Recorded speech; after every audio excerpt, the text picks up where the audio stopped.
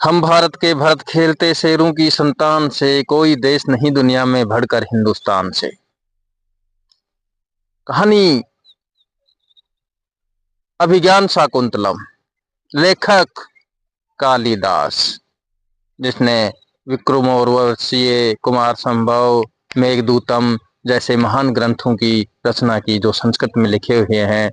और उनमें से एक अभिज्ञान शाकुंतलम है, जिसमें शकुंतला और दुष्यंत राजा की कहानी है। मित्रों, कालिदास कोई जन्मजात विद्वान नहीं थे। उनके पीछे की एक कहानी है जो मैं आपको शॉर्ट में सुनाता हूँ। बड़ी रोचक है, आपको पसंद आएगी, और यदि पसंद आए तो मेरे चैनल को सब्सक्राइब करना।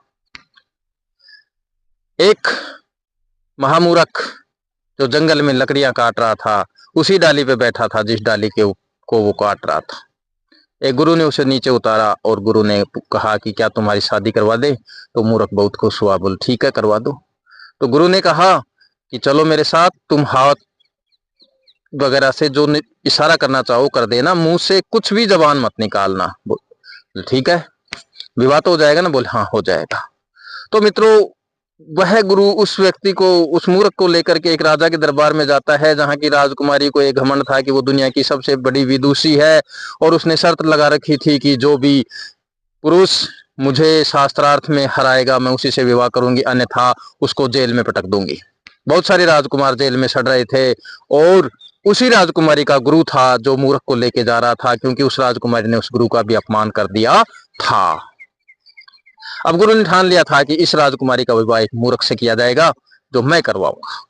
दरबार में दोनों आमने सामने बैठ गए, और राजकुमारी ने पूछा कि क्या ये बोलेंगे नहीं?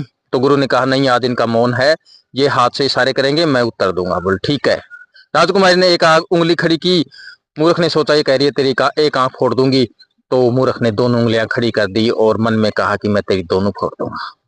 फिर राजकुमारी ने हाथ पंजा उठाया, सामने किया।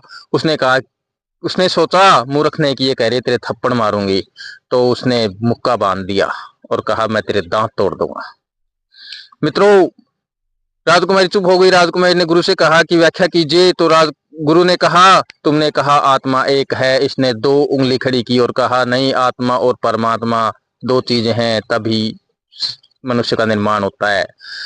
फिर बोले आगे, बोले तुमने कहा कि शरीर में 5 तत्व हैं, और इसने मुट्ठी बांध के कहा कि 5 तत्वों से मिलकर ही शरीर का निर्माण हुआ है।